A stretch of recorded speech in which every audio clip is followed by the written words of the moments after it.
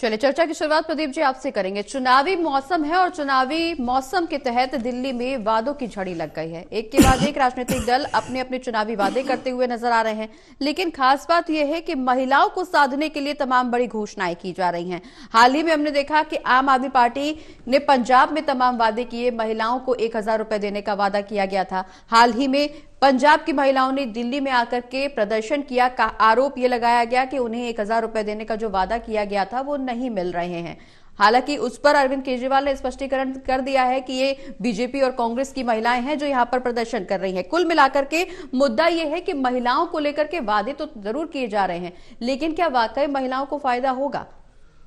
देखिए, जिस तरीके से हम देख रहे हैं वायदों के इस लड़ाई में अब जो है दिल्ली की जो पूरी लड़ाई है वो केंद्रित होती जा रही है, यानी वायदों की भरमार है और मुख्य जो फोकस है वो महिलाओं पर केंद्रित है। महिलाओं को वोट बैंक पर यहाँ पर उसको साधने के लिए अब राजनीतिक दल अपनी अपनी योजनाओं को ला रहे हैं, उसको लॉन्च कर रहे हैं। और दूसरी तरफ अगर देखें तो जिस तरीके से इसमें शुरुआत की थी अरविंद केजरीवाल ने और 2100 रुपये जो महिला सम्मान निधि, और इसके अलावा वो बड़े वायदे करके 5 बड़ी योजनाएं लेकर आए दिल्ली के लिए जिसमें उन्होंने बड़े वायदे किए। लेकिन महिलाओं को लेकर और महिला वोट बैंक के नजरिए से अगर देखें तो निश्चित तौर पर जो आज मतदाताओं के आंकड़े आए हैं उसमें महिलाओं की जो संख्या है 71 लाख के आसपास, और ये निश्चित तौर पर एक बड़ा आंकड़ा। लिहाजा इस वोट बैंक को साधने के लिए, आधी आबादी को साधने के लिए हर राजनीतिक दल जो है अब चुनावी मैदान में ताल ठोकता हुआ नजर आ रहा है। आज कांग्रेस ने 2500 रुपये का ऐलान कर दिया, तो ये एक बड़ी योजना है। और जिस तरीके से हम देख रहे हैं महिलाओं को साधने के लिए योजनाओं का हवाला दिया जा रहा है। डीके शिव कुमार जो मुख्यमंत्री कर्नाटक के,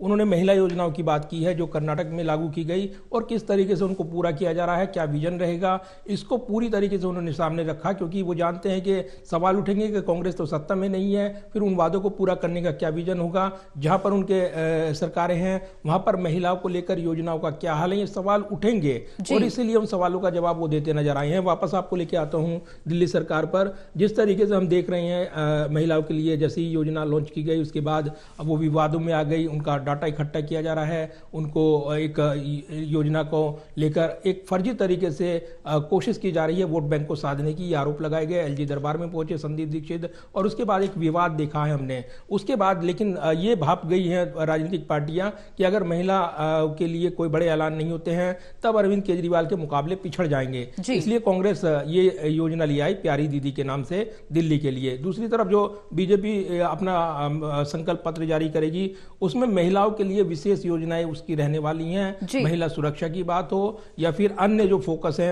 केंद्र में रहने वाले हैं, कई बड़ी योजनाओं का वो ऐलान करेंगे। बस मार्शलों से लेकर अन्य योजनाएं उनके एजेंडे में हैं जो सूत्र जानकारी दे रहे हैं। और निश्चित तौर पर ये बड़ी बातें हैं जो 2-3 पॉइंट में बताना चाहूंगा। क्योंकि दिल्ली के लिए जो नए कॉलेज की बात हो, बीजेपी बड़े वादे करने वाली है महिला सुरक्षा को लेकर। इसके अलावा पानी, बिजली, ये मुख्य मुद्दे हैं जिसके जरिए अरविंद केजरीवाल ने बढ़त बनाई। इन्हीं मुद्दों को फोकस करते हुए बीजेपी अपने मैनिफेस्टो में वो मुद्दे शामिल करेगी। डीटीसी में 100% ई बसें वो शामिल की जाएंगी, ये वादा भी रहेगा। इसके अलावा कॉलेज की बात हो, शिक्षा की बात हो, मार्शलों को नियमित किए जाने की बात हो, संविदा कर्मियों को नियमित किए जाने की बात हो, आयुष्मान कार्ड जो लागू करने की बात हो। इसके अलावा शराब की दुकानें मोहल्लों से हटाई जाएंगी। ये ऐसी वादे हैं जो महिलाओं को फोकस करते हुए रहेंगे। और महिलाओं के लिए भी सम्मान निधि का ऐलान अलग से बीजेपी की ओर से हो सकता है, इस तरह की जानकारी मिल रही है। तो कई पॉइंट हैं इस बिंदु को लेकर। सबसे बड़ा सवाल है कि आधी आबादी को साधना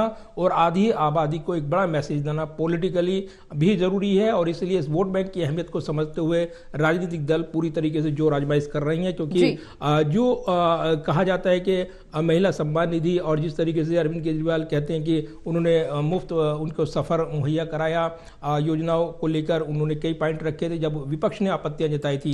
लेकिन सबसे बड़ी बात है कि जो विरोधी कह रहे हैं कि जो पेंशन की मांग की गई और जो सीनियर सिटीजन उसमें महिलाएं भी शामिल हैं, एक आंकड़ा दिया गया, दोनों उसमें पुरुष भी शामिल हैं, तो करीब 4 लाख का ये आंकड़ा है, 3.5-4 लाख के आसपास जो पेंशन पेंडिंग नहीं। अगर बेहतर होता कि जो केजरीवाल साहब ने जो योजना ऐलान की अगर वो पहले कर देते और 1-2 किस्त मिल जाती तब निश्चित तौर पर उनके पास बताने के लिए होता कि वो जो सम्मान निधि ला रहे हैं वो गंभीरता के साथ ला रहे हैं। लेकिन अब विरोधी सवाल खड़े करेंगे। दूसरी तरफ अब कांग्रेस की योजना पर भी चर्चा रहेगी। तो कहीं ना कहीं महिला आबादी उसको वोट बैंक को साधने के लिए ये बिल्कुल। तमाम राजनीतिक दल जोर आजमाइश करते नजर आएंगे। बिल्कुल प्रदीप जी, हालांकि केजरीवाल ने तो योजना के ऐलान के दौरान ही ये कह दिया था कि अगर दिल्ली में दोबारा तीसरी बार सरकार बनेगी उसके बाद ही जनता को लाभ होगा। इन जरूर रहे हैं, लेकिन इन वादों को अमली जामा सरकार बनने के बाद कब तक पहनाया जाएगा, ये एक बड़ा दिलचस्प विषय बना हुआ है। क्योंकि पंजाब में जिस तरह से इस मुद्दे को लेकर विरोधाभास की स्थिति महिलाओं में बनी हुई है, निश्चित तौर पर यह स्थिति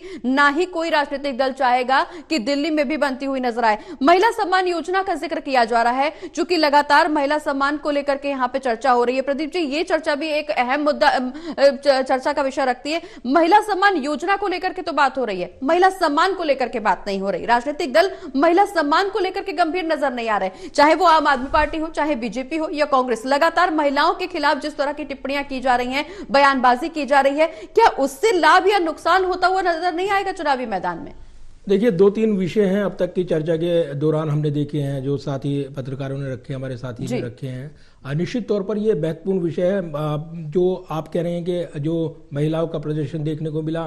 निश्चित तौर पर ये पंजाब से जुड़ा मामला, और जिस तरीके से पंजाब इकाई कांग्रेस के समर्थन में आई, प्रदर्शन करते हुए नजर आई, वो ये बताते रहे कि जो 1000 रुपये मानदेय का वादा किया गया था आम आदमी पार्टी की ओर से, वो पूरा नहीं हुआ। 34 महीने के हिसाब से 34,000 रुपये बकाया है, ये पैसा कम मिलेगा, और इसीलिए वो ये प्रदर्शन कर रहे हैं, मजबूर हुए हैं। उन्होंने ये बात कही, तो ये मुद्दा बनेगा। महिला सम्मान से जुड़ा मुद्दा है, आधी आबादी से जुड़ा मुद्दा है। दूसरा, हम देख रहे हैं कि जो अलग अलग राज्यों में योजनाएं थी महिलाओं को लेकर लॉन्च की गई, और जिस तरीके से फोकस करते हुए उनको केंद्र बिंदु में लाते हुए ऐलान किया गया सम्मान निधि का, वो निश्चित तौर पर असरदार रहा है। अलग अलग सर्वे पार्टियों के, जिन्होंने अपने आधार पर और जो बूथ लेवल पर जो वोटिंग होती है उसके आधार पर जो मतों का आंकड़ा आता है, उसके बाद चुनाव आयोग की ओर से जो आंकड़े जारी किए जाते हैं, उसमें महिला वोटरों ने बढ़ चढ़कर हिस्सा लिया। तो ये आंकड़ा कहीं ना कहीं राजनीतिक दलों को ये बताता है कि उनका जो उन्होंने पेश किया था एजेंडा महिलाओं के लिए, चाहे वो महाराष्ट्र की बात हो, हरियाणा में लाडो योजना है, उसका जिक्र किया गया, उसका फायदा मिला यहाँ पर, जिस वजह से बीजेपी की सरकार सत्ता में अप्रत्याशित तौर पर आने में सफल रही, महिलाओं के साथ थी। इसके अलावा दिल्ली में अगर देखें तो एक के बाद एक अरविंद केजरीवाल अगर जीत रहे हैं, तो महिलाओं का एक बड़ा तबका उनके साथ जुड़ा है, वोट बैंक के साथ जुड़ा है, और ये उनके गेम चेंजर साबित हुई हैं, ये इसमें कोई शक नहीं है। अब इसी को भुनाने के लिए तमाम वादे महिला फोकस को करते हुए किए जा रहे हैं। बड़ा सवाल ये है कि इन योजनाओं का भरोसा कितना होगा, और महिला वोटर्स खास तौर से जिस तरीके से हम देख रहे हैं कि 2100 योजना शुरू की केजरीवाल, फिर उसके बाद आज 2500 प्यारी दीदी के नाम से कांग्रेस, अब बीजेपी पर निगाहें रहेंगी। महिला सम्मान की बात आपने की है, निश्चित तौर पर जिस तरीके से बयानबाजी हो रही है उसको मुद्दा बनाते हुए खास तौर से जो पूर्व सांसद रमेश धुड़ी की टिप्पणी आई, कांग्रेस उस क्षेत्र में प्रदर्शन कर रही है, वो अलग विषय है। लेकिन महिला सम्मान को लेकर ये एक बड़ा मुद्दा है कि क्या सिर्फ पैसे के दम पर या उनको लोक लुभावने वादे कर वो वोट हासिल कर सकते हैं, या फिर इसके लिए महिला सम्मान को लेकर, जैसा कि बीजेपी करने वाली है अपने संकल्प पत्र में, महिला सुरक्षा पर विशेष फोकस उनका रहने वाला है, ये जानकारी मिल रही है। तो ये एक बड़े वादे हैं, क्योंकि महिलाएं सुरक्षा भी चाहती हैं, और ये सुरक्षा उनके लिए बहुत मायने रखती है। हम देख रहे हैं कई राज्यों में उनके लिए ये विषय रहा है, और इसलिए उत्तर प्रदेश में जिस तरीके से योगी आदित्यनाथ की सरकार है, महिलाओं का भरोसा सुरक्षा के मुद्दे पर उन पर बढ़ा है, इसलिए उन पर दांव लगाया गया। वहां पर महिलाएं वोटर उन पर उस तरफ आकर्षित रही हैं। तो यही वजह है कि यहाँ पर महिलाओं के सम्मान और उनको जो सुरक्षा, जो खास तौर से आजीविका की सुरक्षा, उनको एक पॉकेट मनी की सुरक्षा मिल रही है, ये कहीं ना कहीं असर डाल रही है चुनावी दंगल में, और निश्चित तौर पर एक बड़ा विषय बनकर ये उभरा। बिल्कुल, निश्चित